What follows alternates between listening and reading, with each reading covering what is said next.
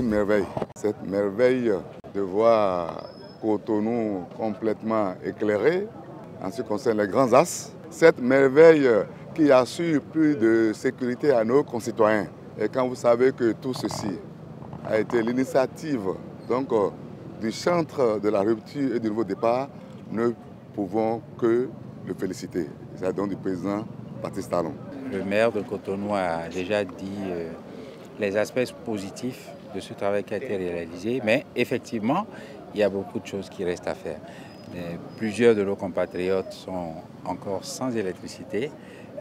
La politique du gouvernement, avec la conduite de son ministre, le ministre de l'Énergie, permet d'embrasser un certain nombre de localités avec tous les projets phares qui sont dans le pipe. Ce que vous avez vu aujourd'hui, là, il était dans un délai très court.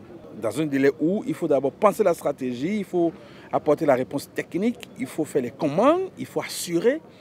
C'était beaucoup de défis à relever en moins d'1 mois. Puisqu'on était à la veille de la fête de fin de l'année et le chef de l'État a été très clair. Les populations de Cotonou ne devront pas fêter dans le noir. Et ce défi a été relevé avant le 31 décembre 2017.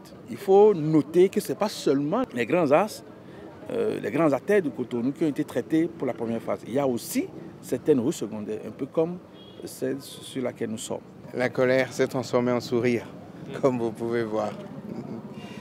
Ça veut dire que des choses se passent, des bonnes choses se passent, grâce, je dirais, au leadership et à la volonté, l'engagement du chef de l'État, qui a voulu que ça soit et c'est. Et le c'est ce que nous voyons ce soir. Notamment sa volonté, ses instructions de faire en sorte que Cotonou soit redoré, que Cotonou soit illuminé, que Cotonou soit une ville lumière.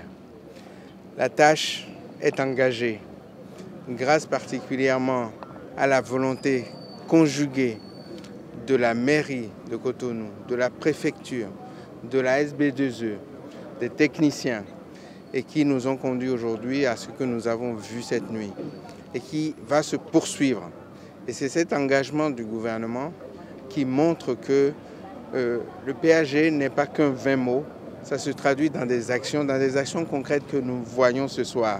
Au-delà de ça, c'est toute la volonté du gouvernement qui a accordé une priorité au secteur de l'énergie que nous allons traduire jour par jour, semaine par semaine et mois par mois par des actions concrètes qui seront au bénéfice de nos concitoyens pour améliorer leur quotidien, pour faire en sorte que notre pays devienne un grand pays avec un développement socio-économique incontestable et que le Bénin soit révélé au monde comme le veut le chef de l'État et nous allons tous y travailler, vous et nous.